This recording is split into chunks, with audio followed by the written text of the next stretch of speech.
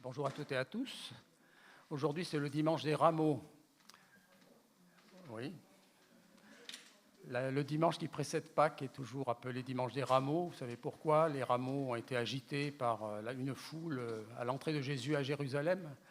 Mais en ce temps-là, la fête des rameaux n'existait pas.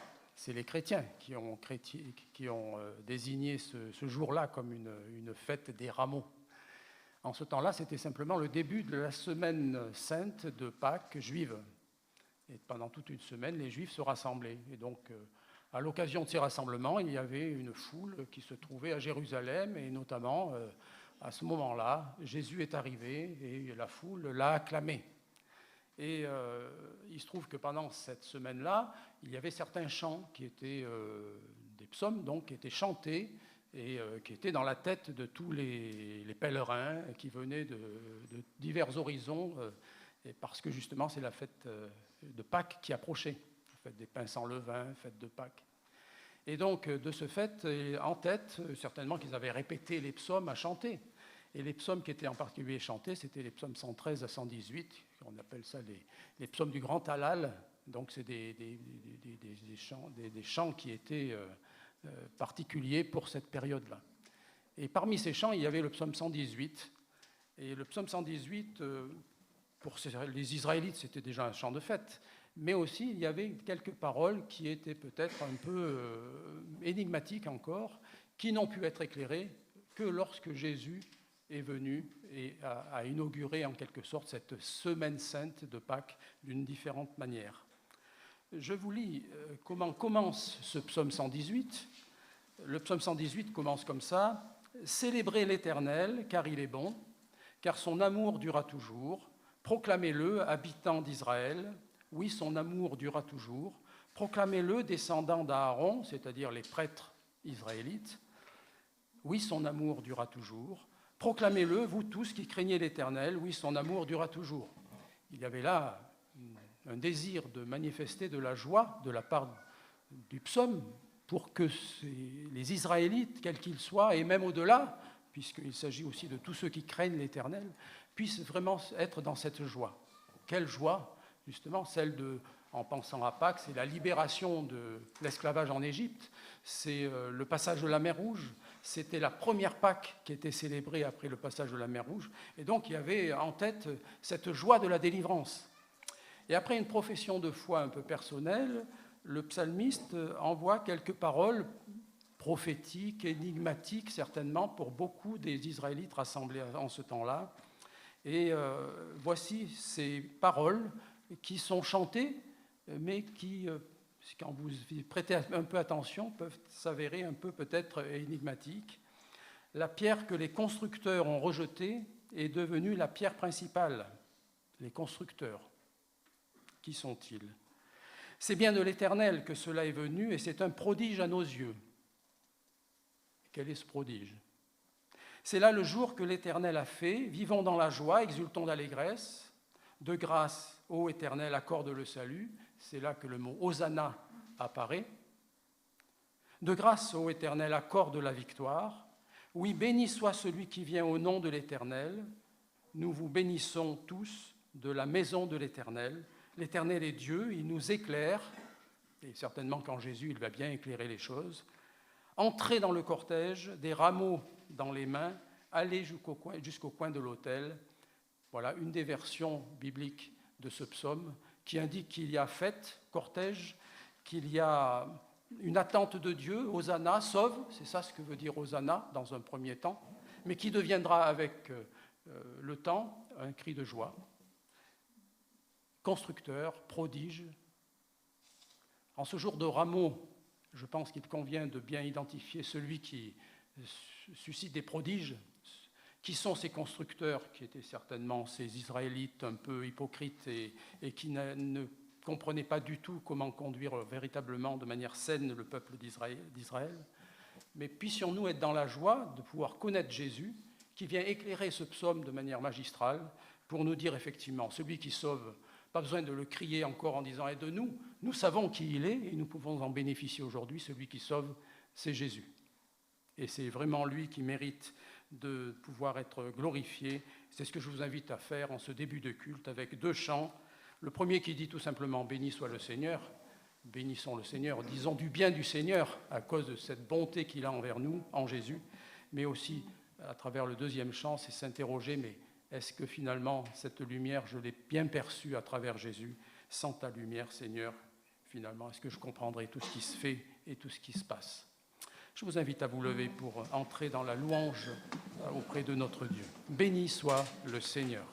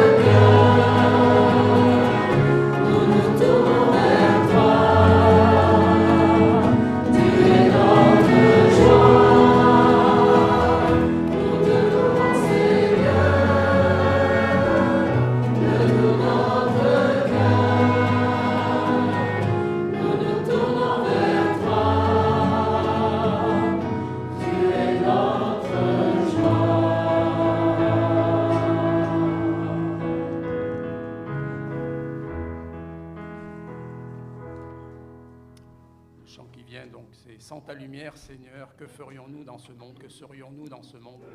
Effectivement, comme je l'ai un peu dit tout à l'heure, Jésus est venu éclairer ou même donner du sens plus juste au psaume 118 à travers quelques paroles. Puissions-nous être sous le regard de Dieu et sentir que ce regard est favorable. Sans ta lumière, Seigneur, que ferions-nous? Thank you.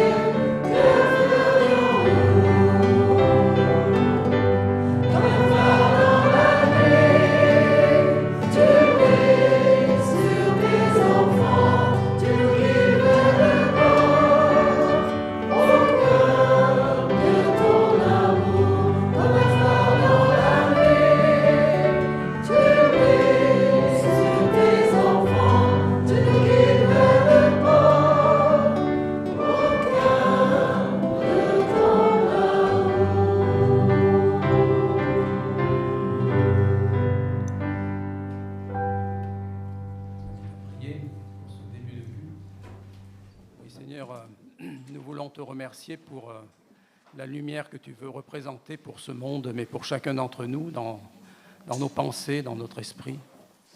Tu vois, Seigneur, combien il est bon de pouvoir trouver le sens de tes paroles, tu le sais, et combien nous pouvons apprécier toutes ces paroles, Seigneur, jour après jour, quand nous les lisons, quand nous les méditons. Seigneur, aujourd'hui encore, c'est un jour où nous voulons entendre ta parole. Nous voulons entendre ta parole ici, que ce soit nous ou les enfants dans leur salle. Seigneur, tu sais combien nous avons besoin d'être nourris de cette parole. Merci, Seigneur, de bénir tous ces instants où tu peux donner du sens à notre vie ou redonner du sens à notre vie si c'est nécessaire. Merci pour ton Esprit Saint qui veut agir en nous pour pouvoir bouleverser un peu notre façon de penser qui parfois est un peu, peut-être un peu limitée par nos connaissances, mais peut-être au-delà de ce problème de connaissance, c'est tout simplement ce regard un peu nombriliste que nous pouvons avoir sur nous-mêmes, oubliant le prochain, qui est-il ? Seigneur, merci pour ton aide, ta fidélité envers nous.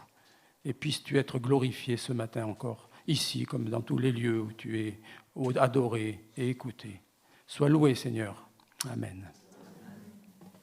Nous allons laisser les enfants aller avec leur salle, avec leur animateur ou animatrice plutôt dans leur salle d'enseignement.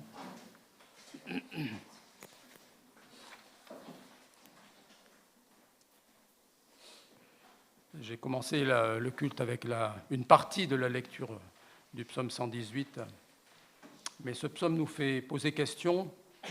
En tout cas, il tient à nous, si nous le relisons, à nous poser de véritables questions. J'ai déjà un peu effleuré le type de questions qu'il peut nous suggérer. Au 1er siècle, donc, au 1er siècle, et dans ce temps de Jésus, une grande foule s'était rassemblée à Jérusalem pour acclamer Jésus. Il était monté sur un âne, c'était déjà peut-être un peu mystérieux. Et puis, plus tard, dans cette même semaine, alors que cet homme particulier, Jésus, monté sur un âne, était acclamé en espérant en lui un sauveur, bien plus tard, dans la même semaine, une grande partie de cette même foule a pu crier autre chose, c'était « Crucifie-le », ce même homme. Un peu versatile cette foule, mais est-ce que nous ne sommes pas parfois aussi versatiles ? Nombreux donc ont été ceux qui ont dit des choses, affirmé des choses comme une assurance extraordinaire. Nombreux sont ceux qui ont aussi se sont détournés de cette assurance quelques jours après. Aujourd'hui, de quelle foule faisons-nous partie ?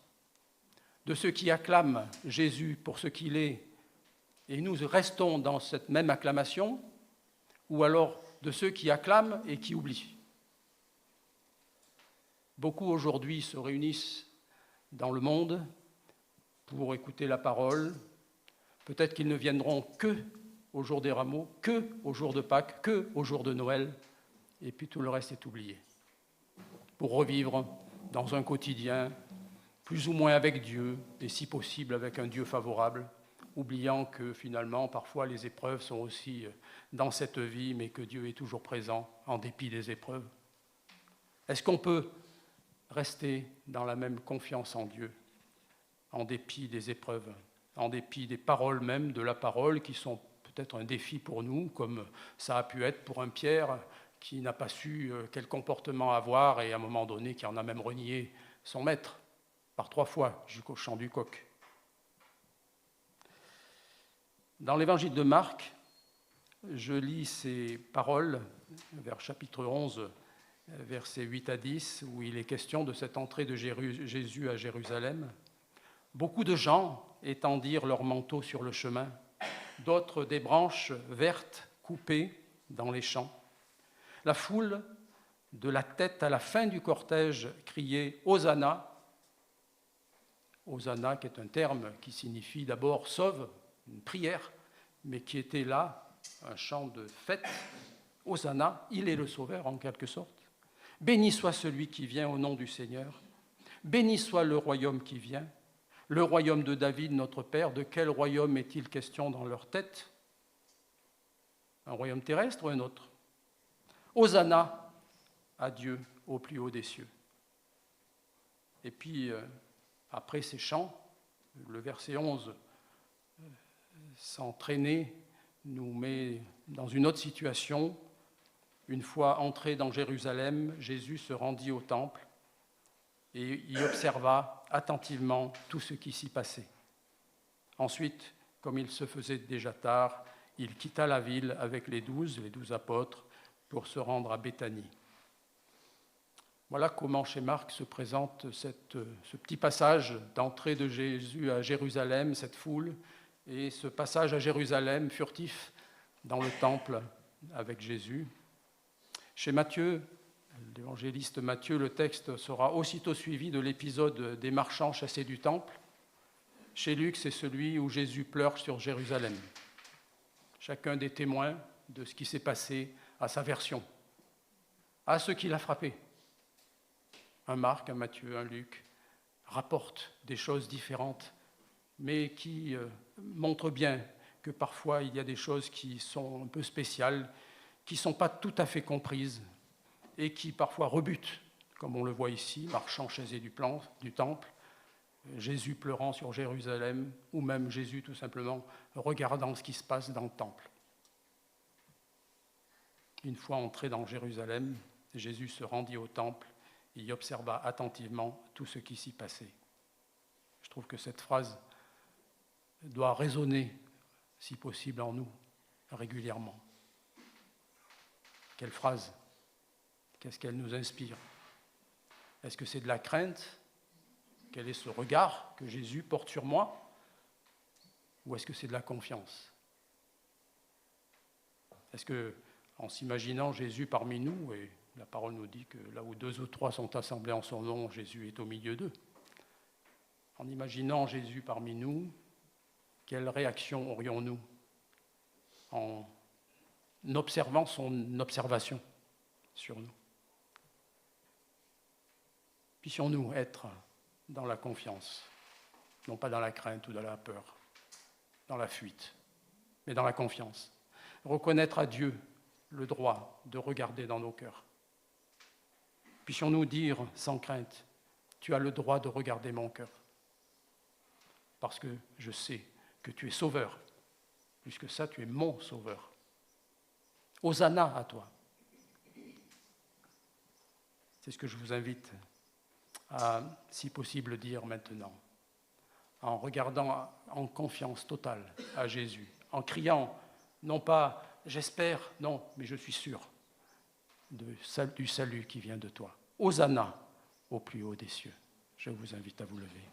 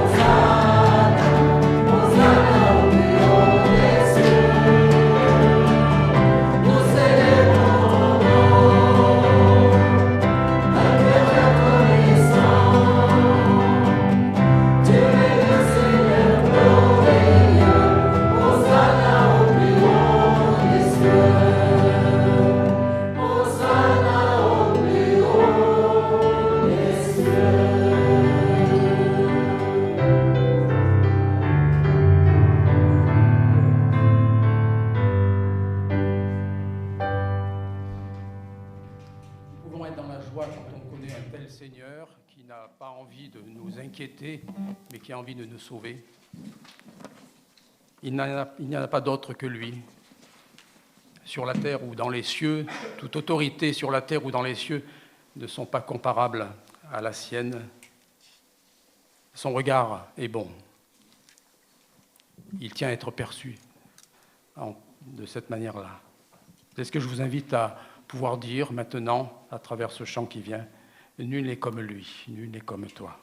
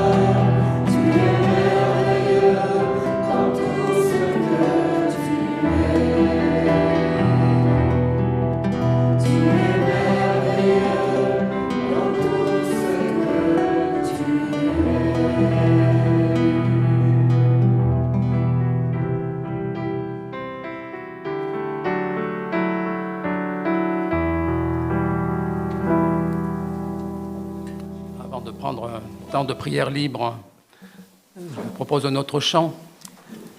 Restez debout.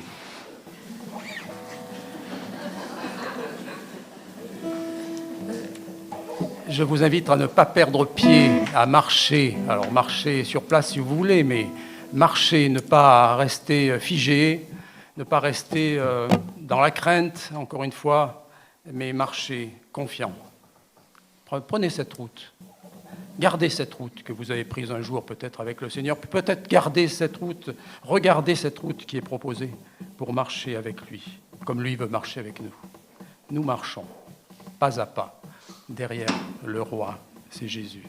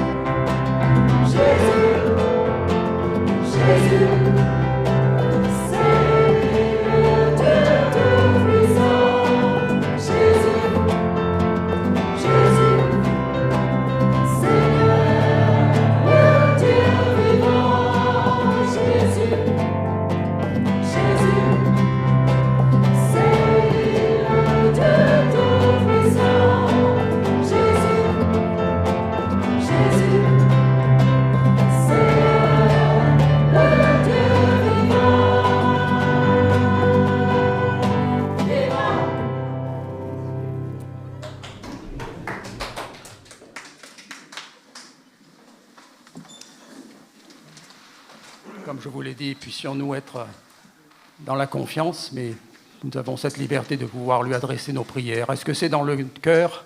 Est-ce que c'est plutôt à haute voix, voix cassée ou pas? Puissions-nous dire à Dieu notre prière, tout simplement. Oui, merci Seigneur de ce que tu veux faire d'une œuvre magnifique avec nous. Tu l'as déjà faite en ressuscitant des morts. C'est un prodige. C'est surprenant, étonnant, déroutant. Mais c'est un prodige que tous tes fidèles, dès le début, ont tenu à dire. Sois loué, Seigneur, pour ce que tu as représenté pour le peuple juif dans un premier temps, mais pour toutes les nations désormais. Palestiniens ou Israéliens, Ukrainiens ou Russes. Seigneur, tu connais toutes choses de l'homme, c'est pourquoi tu es venu. Nous sommes pécheurs, tu n'aimes pas le péché, tu aimes le pécheur. Merci Seigneur pour la grâce que tu nous fais de pouvoir aujourd'hui rester sur la route que tu as tracée ou entamer cette route. Parce que nous avons pu déceler en toi un Seigneur unique, un Sauveur unique, un conducteur unique, un berger unique. Merci Seigneur pour toutes ces révélations. Amen.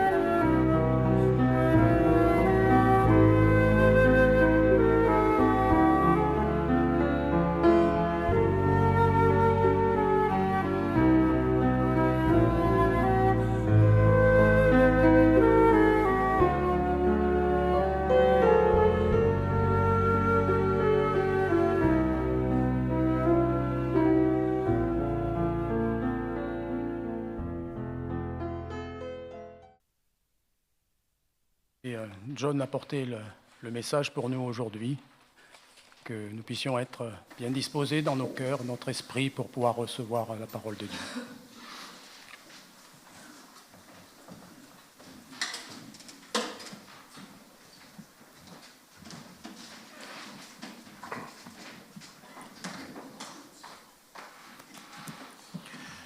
Bonjour à tous. Et comme Guy a déjà dit, nous célébrons le dimanche des Rameaux. C'est le jour qui commémore l'entrée triomphale de Jésus à Jérusalem. Je suis sûr que si vous demandez à ceux qui ont plus d'expérience que moi, ils vous diraient qu'il est difficile de rester original lorsque nous transmettons ce message et que nous l'examinons sous des angles différents. Le message est le même, mais chaque fois que nous lisons les Écritures, l'Esprit Saint peut nous ouvrir les yeux pour voir de nouvelles choses. Il y a 2 ans déjà, j'ai parlé ce dimanche et nous avons parlé du service de l'âne. Aujourd'hui, j'aimerais parler de cette entrée à Jérusalem comme la route de la victoire. Triomphal signifiait célébrer la victoire. C'est ce jour-là que Jésus s'est présenté à Israël comme son Messie et roi promis. Ces jours-là, beaucoup l'ont adoré et loué, mais comme d'habitude, beaucoup d'autres l'ont rejeté. L'entrée triomphale de Jésus à Jérusalem marque le début de ce que nous appelons la Semaine sainte. En quelques jours seulement, ces gens qui auraient dû accueillir le roi l'ont crucifié. Mais à travers tout cela, nous découvrons que ce dimanche de la résurrection, Jésus est ressuscité de la tombe pour vivre éternellement. C'est grâce à la victoire que le Christ a remportée que nous pouvons également remporter la victoire aujourd'hui. Jésus a quitté la gloire du ciel et est venu à Bethléem sous la forme d'un bébé. Son voyage de gloire en gloire entre maintenant dans la dernière phase de son séjour sur terre. Le voyage terrestre de Jésus culminant dans cette mort sacrificielle sur une croix. Habituellement, il y a une célébration après une victoire. Lorsqu'une équipe remporte la coupe de foot, un autre grand événement sportif par exemple, il y a souvent un défilé, un cortège et une célébration lorsque cette équipe retourne dans sa ville ou son pays d'origine. À ce stade, Jésus se dirige vers Jérusalem et il y a une grande célébration. Si vous êtes avec nous la semaine prochaine, le dimanche de Pâques, nous verrons qu'il remporte la victoire sur la mort et la tombe. Il réussit également et assure la rédemption pour vous et moi. Et aujourd'hui, pour quelques minutes, j'aimerais examiner quelque chose qui peut être vu sur cette route vers la victoire. Et je veux commencer par le prophète sur la route vers la victoire. Nous lisons dans l'évangile de Luc, il y a envoya 2 de ses disciples en disant, « Allez à ce village qui est devant vous. Dès que vous y serez entrés, vous trouverez un ânon attaché que personne n'a encore monté. Détachez-le et conduisez-le ici. Si quelqu'un vous demande pourquoi le détachez-vous, vous lui répondrez simplement parce que le Seigneur en a besoin. Au moment où ils détachaient l'ânon, ses propriétaires leur demandaient « Pourquoi détachez-vous cet ânon ?» Ils répondirent « Parce que le Seigneur en a besoin. » Et ils conduisirent Jésus après avoir posé leur manteau sur le dos de l'animal. Ils y firent monter Jésus. Vous pouvez lire ces versets et dire « Et alors, Jésus a emprunté un âne et l'a monté jusqu'à la ville. » Eh bien, il y a plus que cela. Ce que Jésus a fait, c'est accomplir une prophétie prononcée par le prophète Zacharie. Zacharie a prononcé ces paroles en 520 avant Jésus-Christ. Jérusalem avait été détruite par les Babyloniens 66 ans plus tôt.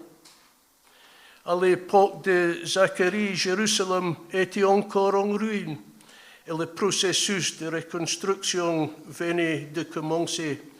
Mais Zacharie parle d'un jour où le Messie viendrait et où Jérusalem serait remplie de sa gloire. Un élément essentiel de cette route vers la victoire est le fait que Jésus-Christ était celui qu'il a dit qu'il était. C'est l'élément le plus essentiel de votre vie. Billy Graham, le grand évangéliste américain, illustre dans l'un de ses sermons la probabilité qu'un seul homme accomplisse seulement 8 des prophéties se référant au Messie et de 1 sur son triomphe. C'est la même chose que le prophète aurait eu d'écrire 8 prophéties et de les voir toutes se réaliser en un seul homme. Soit dit en passant, c'est juste la possibilité qu'un seul homme accomplisse 8 prophéties. Mais écoute bien, Jésus a accompli plus de 300 prophéties lors de sa venue. Lorsque notre Sauveur s'est présenté à la foule ce jour-là, la prophétie s'est accomplie sur le chemin de la victoire. En avançant sur ce chemin, voyons les personnes qui étaient là sur le chemin de la victoire. Dans cette multitude ce jour-là, il y avait de nombreuses catégories de personnes présentes. Certains étaient des disciples de Jésus.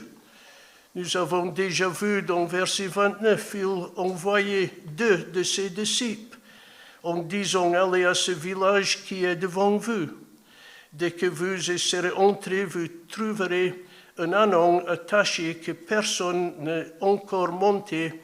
Détachez-le et conduisez-le ici. » Le prophète Zacharie écrit « Pousse des cris de joie aux communautés de Jérusalem, car ton roi vient vers toi.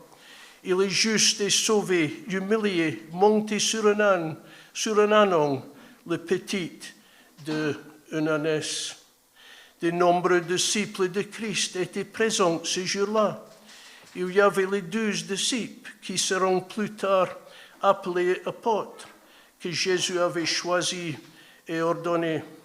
Il y avait aussi les disciples en général qui suivaient Jésus.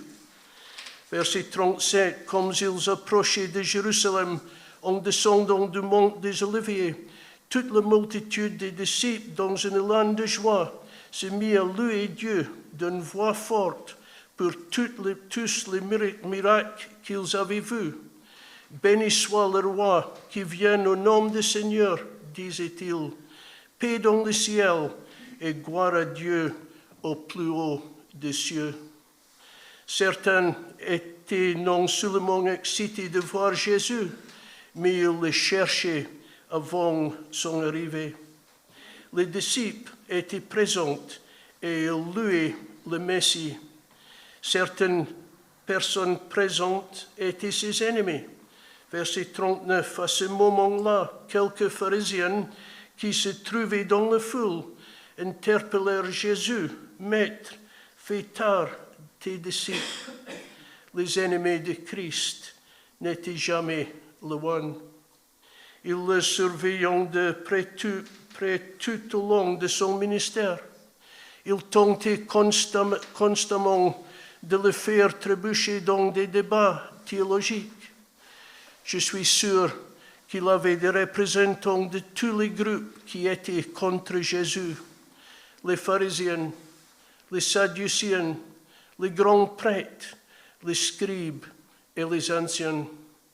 Même aujourd'hui, lorsque Jésus est présent, vous pouvez être sûr que ses ennemis ne seront pas loin. Certains étaient sceptiques. Nous lisons plusieurs fois le mot « multitude ». Il y avait une grande foule ce jour-là et nous pouvons supposer sans risque de nous tromper qu'il y avait des sceptiques dans cette multitude. Ils n'étaient pas tout à fait des ennemis de Christ, comme les pharisiens, mais ils n'étaient tout simplement pas convaincus qu'il était celui qu'il disait être. Dans le monde dans lequel nous vivons aujourd'hui, le même groupe de personnes existe toujours.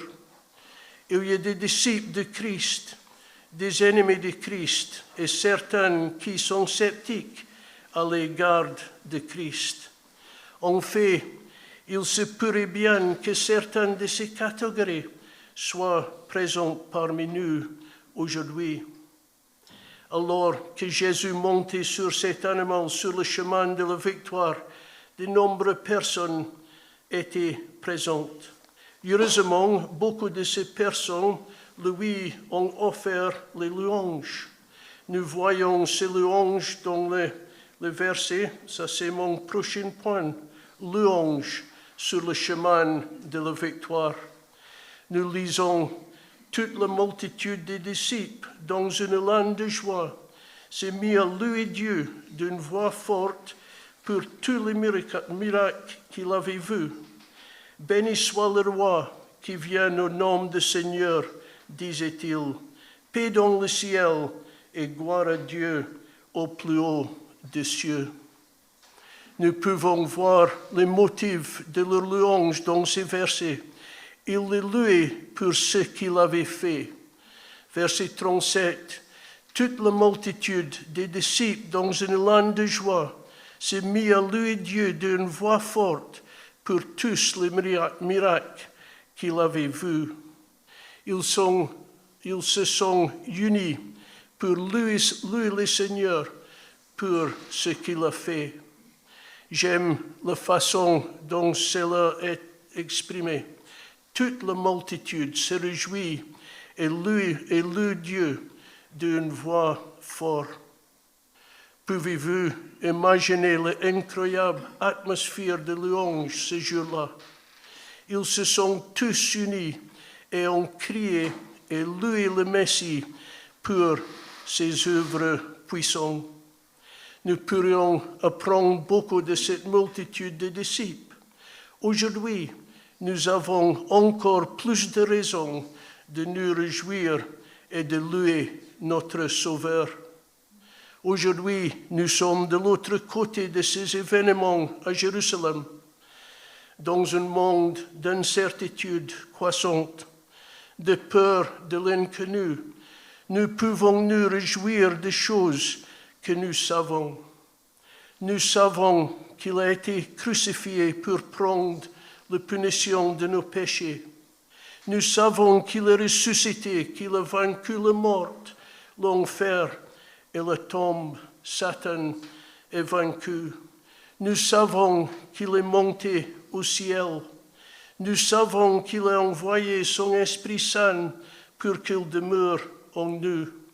Nous savons qu'il est avec nous en toutes circonstances de la vie. Et au-dessus de tout ça, nous savons qu'un jour, qu'il reviendra pour nous et qu'il nous ramènera à notre demeure éternelle pour être avec lui. Sachant tout ce que nous avons toutes les raisons de nous unir d'une voix forte et de louer notre roi, notre Seigneur et Sauveur. Non seulement il le louait pour ce qu'il avait fait, mais aussi il le louait pour qui il était.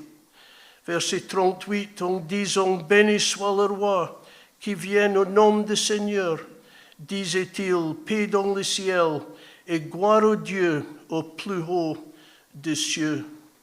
En le louant, cette foule l'appelait Jésus, le prophète de Nazareth en Galilée, fils de David, le roi d'Israël, le roi qui vient au nom du Seigneur. Et tout comme la foule présente ce jour-là, nous devrions le louer pour qui il est. Il est Emmanuel, Dieu avec nous. Il est notre maître, il est notre sauveur, il est notre consolateur. Il est celui qui porte nos fardeaux. Il est notre ami. Pour tout cela et bien plus encore, nous devons nous ressembler et louer son saint nom. Nous avons vu le prophète, le peuple et le louange sur le chemin de la victoire. Et voyons maintenant les problèmes sur le chemin de la victoire. Verset 39. À ce moment-là, quelques pharisiens qui se trouvaient dans la foule interpellent Jésus. « Maître, fais taire tes disciples. » Jésus leur répondit, « Je vous le déclare, s'ils se taisent, les pierres crieront. » Tout le monde n'était pas ravi de voir Jésus ce jour-là. Certains étaient furieux contre lui. Certains pharisiens exigèrent qu'il réprimande ses disciples. Il fallait bien que les religieux trouvent à redire aux gens que lui, Jésus, que les pharisiens le veulent ou non, Jésus accepte les louanges du peuple. Que les hommes louent le Christ ou non, il doit être loué. Si la foule était restée silencieuse, Dieu aurait donné aux pierres une voix pour louer le Messie. Et il est tout aussi digne de nos louanges aujourd'hui. Nous avons une description claire de l'état de l'esprit des ennemis de Christ sur le chemin de la victoire. Et voyons maintenant ce que Jésus a vu sur ce chemin de la victoire. Verset 41, quand il fut arrivé près de la ville et qu'il la vit, il pleura sur elle. Ah, dit-il, si seulement tu avais compris, toi aussi en ce jour, de quoi dépend ta paix. Mais hélas, à présent, tout cela est caché à tes yeux. Des jours de malheur vont fondre sur toi. Tes ennemis t'entoureront d'ouvrages de siège, t'encercleront et te presseront de tous côtés. Ils te détruiront complètement, toi et les habitants qui seront dans tes murs. Ils ne laisseront pas chez toi une pierre sur une autre. Pourquoi? Parce que tu n'as pas su reconnaître le moment où Dieu est intervenu pour toi. Lorsque Jésus s'approcha, il vit la ville et se mit à pleurer. C'était un temps de triomphe, un temps de louange, mais maintenant Jésus pleure. Il pleurait non pas à cause de l'agonie qu'il allait connaître à Gethsémane, il pleurait plutôt parce qu'il savait quelles seraient les conséquences de leur rejet de lui. Tout ce que le Christ avait prophétisé au verset 41 et 44 s'est accompli moins de 40 ans plus tard. La ville de Jérusalem fut détruite par les Romains. C'était pour avoir crucifié le Christ. C'était parce qu'ils ne connaissaient pas le jour de leur visite. Jésus savait ce qui allait arriver. Il savait ce que les gens allaient affronter et cela le faisait pleurer. Même s'ils savaient qu'ils allaient le rejeter et qu'ils allaient lui faire du mal dans un avenir proche, Jésus aimait quand même ces gens. Quel sauveur étonnant, aimant et compatissant nous servons. Il a eu de la compassion pour Jérusalem ce jour-là et il a de la compassion pour les âmes perdues aujourd'hui. Si vous ne vous êtes jamais abandonné à lui, si vous ne l'avez jamais invité dans votre vie, voici maintenant le moment favorable. Voici maintenant le jour de salut. Cherchez le Seigneur pendant qu'il se laisse trouver. Invoquez-le pendant qu'il est proche. Il attend avec impatience l'occasion de racheter votre âme perdue. Il y a beaucoup plus que nous pourrions considérer dans le chemin de la victoire de Christ. Mais j'aimerais conclure ce message en examinant la puissance sur le chemin de la victoire. Cette multitude de disciples le louaient pour toutes ses œuvres puissantes. Jésus avait alors un grand pouvoir et de grandes capacités, et il possède ce pouvoir aujourd'hui.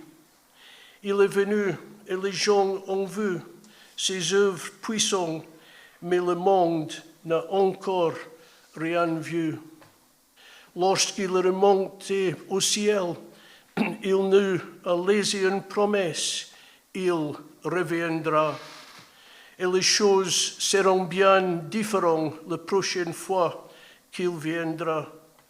Jésus reviendra un jour dans une grande puissance et gloire, non pas sur un âne, mais monté sur un cheval blanc et accompagné de tous les saints et anges.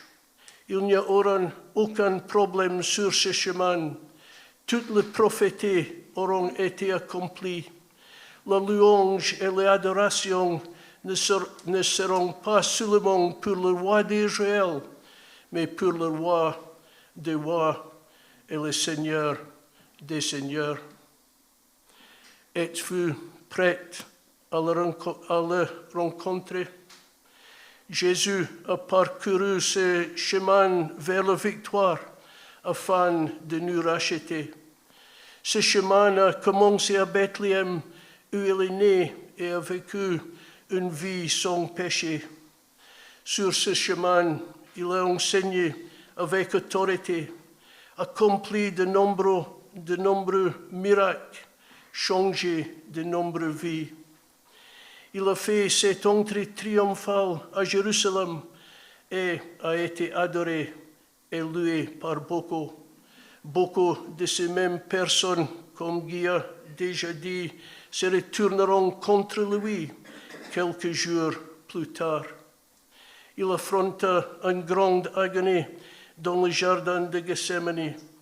Il fut ensuite trahi par Judas, renié par Pierre, abandonné par ses disciples, saisi et arrêté par ses ennemis, faussement jugé et condamné. Il se leva et entendit la foule crier « Crucifiez-le, crucifiez-le ». Il fut ensuite flagellé, battu, dépouillé, moqué et crucifié. Ils placèrent son corps dans un tombeau emprunté, mais Dieu soit loué, il sortit de ce tombeau 3 jours plus tard pour vivre éternellement. Il fut alors vu par ses disciples et de nombreux autres témoins. Il monta ensuite au ciel pour s'asseoir à la droite du Père. Et il a fait tout cela pour notre rédemption. Il y a 2 réponses appropriées aujourd'hui à ce que Jésus a fait sur le chemin de la victoire. La première est, si vous ne connaissez pas Jésus comme Sauveur, alors aujourd'hui est l'occasion de mettre votre foi et votre confiance en lui pour maintenant et l'éternité. Et que ceux d'entre nous qui le connaissent comme notre Seigneur et Sauveur se les interpeller en revoyant ces événements mémorables de l'entrée du Seigneur à Jésus. Que notre foi soit revigorée pour le servir de toutes les manières possibles en revoyant ce qu'il a fait pour nous. Amen. Nous avons notre prochaine chante, Feu de fondeur.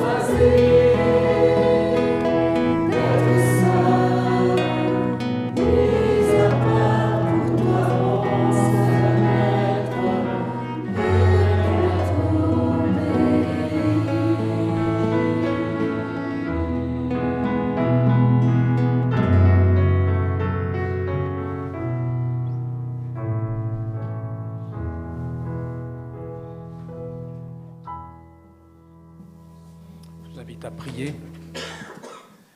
Oui, notre Dieu, nous voulons être devant toi en vérité,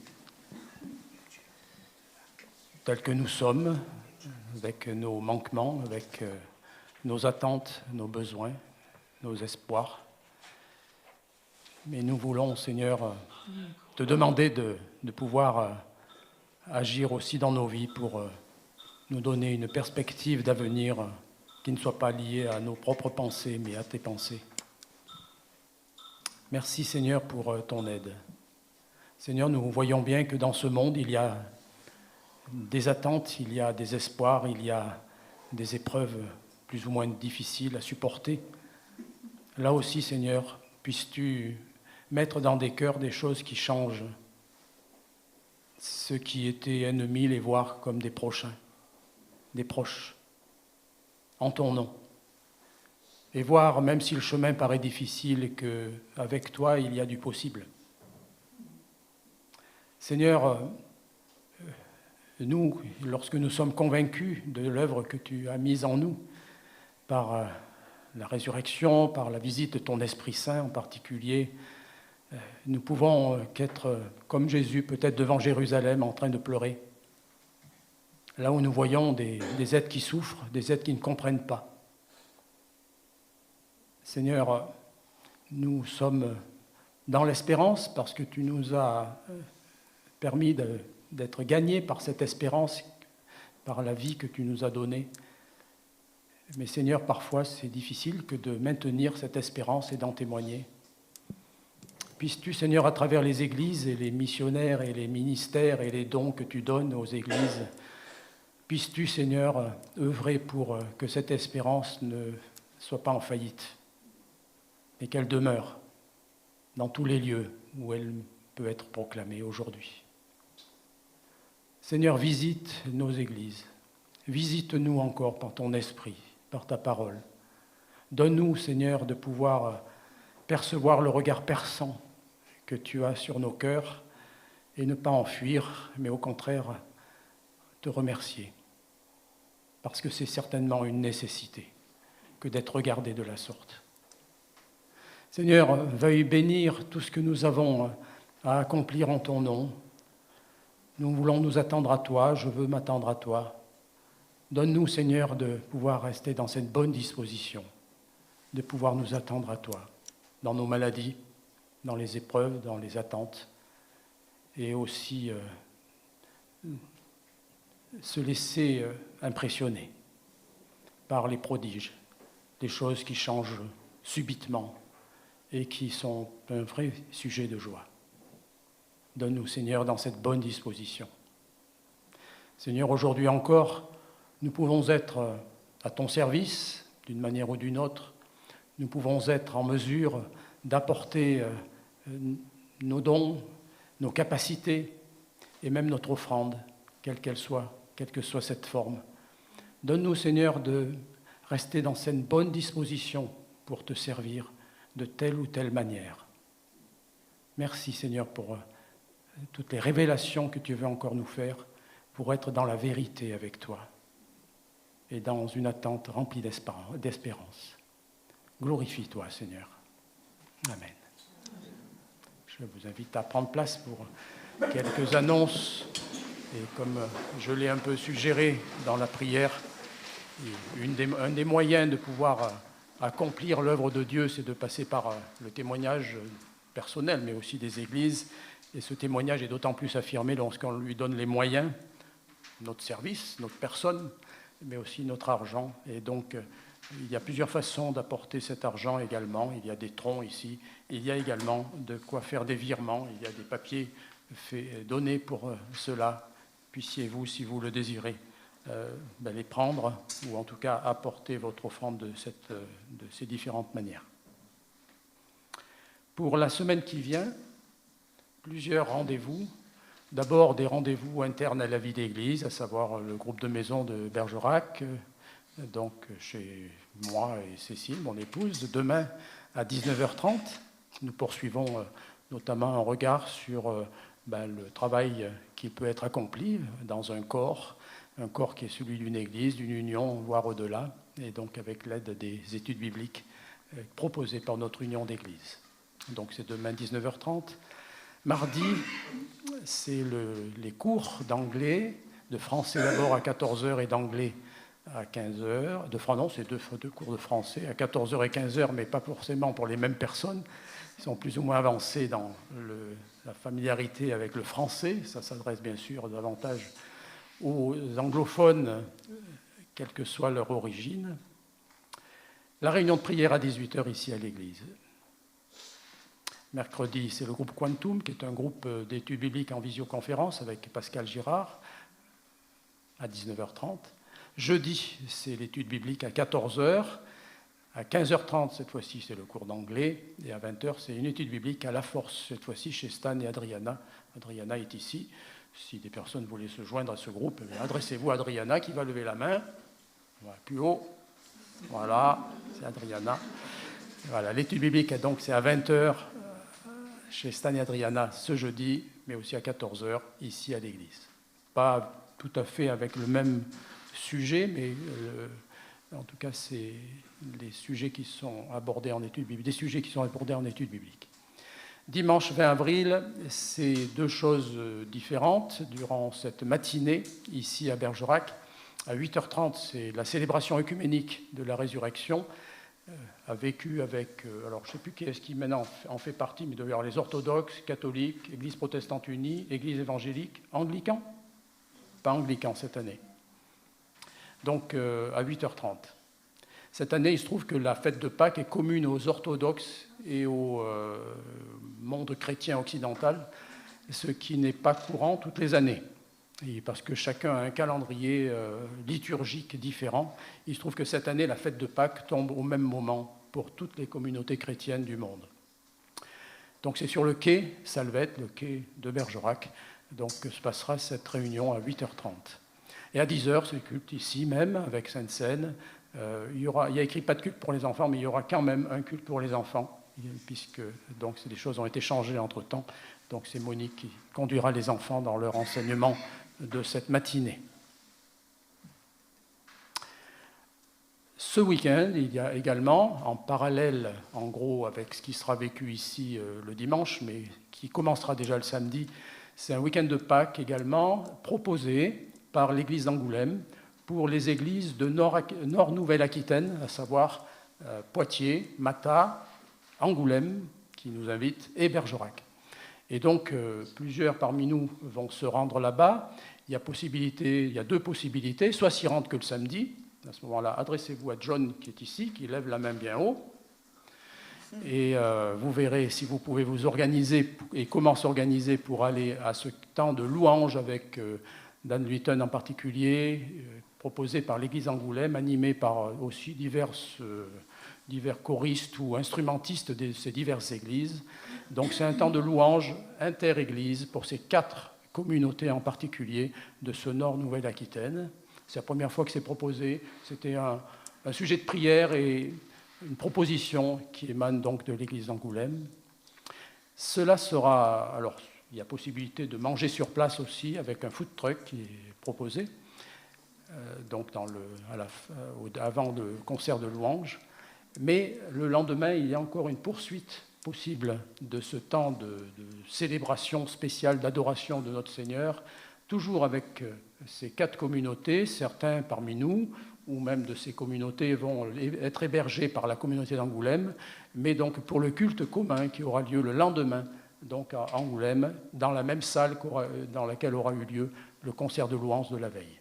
Donc ça, c'est un moment important de célébration et même pour faire corps au-delà de notre petite ville d'Angoulême, de Bergerac, de Mata ou de Poitiers, donc élargir un peu ce temps de rassemblement devant notre Seigneur. Alors, je ne sais pas s'il y a d'autres choses, mais moi j'ai d'autres choses à dire. Alors, 2-3 choses encore à dire. N'oubliez pas la course des héros qui a lieu le 18 mai. Si vous ne savez pas ce que c'est, vous allez sur le site du CEL, Service d'entraide et de liaison, et vous écrivez dans votre navigateur SEL, S-E-L, course des héros, vous verrez toutes les explications. Et vous avez même ici un petit dépliant qui vous permet de comprendre de quoi il s'agit. Et vous pouvez soutenir, donc le but c'est de soutenir donc des projets en Afrique, notamment pour questions de santé, d'éducation, de construction aussi. Et donc c'est un projet Afrique. Et donc cette course des héros, dans cette course des héros, plusieurs églises sont concernées. À Bergerac, il y aura 3 équipes de coureurs, 2 équipes de jeunes et une équipe de plus ou moins jeunes. Moi, j'en fais pas partie, hein, je pourrais pas, hein, mais j'en connais qui sont vraiment volontaires. Et donc, en tout cas, il y a 3 équipes de plus ou moins jeunes et jeunes. Et donc, vous pouvez les soutenir financièrement. Vous allez sur le site, vous avez tout ce qui est écrit, tout est écrit pour que vous puissiez faire les démarches pour faire un don, pour soutenir ces équipes et donc faire en sorte que, justement, à travers ces équipes, eh bien, il puisse y avoir un bon témoignage pour dire, voilà, si cet argent, c'est pour ces projets en Afrique. Donc, vous avez ce dépliant à l'extérieur. Une autre annonce, c'est celle d'un week-end de ressourcement par la contemplation et l'écoute de Dieu. Le thème, c'est tout simplement « À l'écoute de Dieu ». Et donc ça, c'est avec un intervenant qui s'appelle Olivier Bourgeois. Le lieu, c'est en Lot-et-Garonne, à Combel. Vous avez un dépliant qui peut l'expliquer. Et c'est du 23 mai au 25 mai. Donc vous voyez que c'est plusieurs jours, donc ça signifie hébergement, etc. Une inscription est nécessaire, bien entendu. Vous avez tout le nécessaire dans le dépliant et des explications sur cette possibilité donc, de vivre ce rassemblement pour se ressourcer justement dans la contemplation et l'écoute de Dieu. Donc vous avez tous les renseignements nécessaires dans ce feuillet. Je crois que j'ai fait le tour des annonces générales, spirituelles. Une annonce pratique pour ceux qui interviennent pour le ménage ou pour, en tant qu'animateur, ou même, on ne sait pas pourquoi, mais dans les salles d'école du dimanche, si jamais vous touchez au bouton de chauffage, n'y touchez pas, n'y touchez plus. N'y touchez plus, parce qu'en fait, ça dérègle tout. Tout est automatisé dans le bâtiment. Et donc, il s'agit de ne pas toucher à ces boutons. Voilà. Donc, il faut le dire, et le dire peut-être au-delà de la salle qui est ici, puisque par nécessité du bien vivre dans ces salles, eh bien, il faut laisser faire les choses. Voilà. J'ai terminé, je pense, pour les annonces. J'ai fait le tour. Si vous voulez des renseignements sur la vie d'église, etc., vous avez d'ailleurs un bel organigramme qui a été composé récemment qui explique toutes les dimensions de vie d'église dans le hall sur un panneau d'affichage. Vous verrez tout ce qui existe. Si vous avez des questions, vous avez aussi des renseignements que vous pouvez demander auprès des personnes qui sont désignées, des téléphones, sites internet, mails, tout est écrit. Prenez le temps de regarder ce qui se passe au travers de l'Église. Je vous invite à vous lever pour terminer ce culte. D'abord, en entendant ce que l'auteur de la lettre aux Hébreux nous dit dans Hébreux 3, verset 13, il nous dit, et entendons-le et pratiquons-le, « Encouragez-vous les uns les autres, jour après jour, aussi longtemps qu'on peut dire aujourd'hui, afin qu'aucun d'entre vous ne se laisse tromper par le péché et ne s'endurcisse. » Je répète parce que peut-être que ça a besoin d'être bien ancré dans notre cœur et dans nos pensées. Encouragez-vous, ce n'est pas moi qui le dis, c'est l'auteur de la lettre aux Hébreux, mais je le dis en son nom, fortement. Encouragez-vous les uns les autres, jour après jour, aussi longtemps que l'on peut dire aujourd'hui, afin qu'aucun d'entre vous et au-delà de vous ne se laisse tromper par le péché, c'est-à-dire ce qui empêche de viser la cible, c'est ce que veut dire le mot péché en hébreu, qu'aucun d'entre vous ne se laisse tromper par le péché et ne s'endurcisse. Voilà, nous devons être à l'œuvre pour cela. Alors pour cela, allons de l'avant. Je vous invite à chanter à nouveau ce chant « Marchons, marchons ».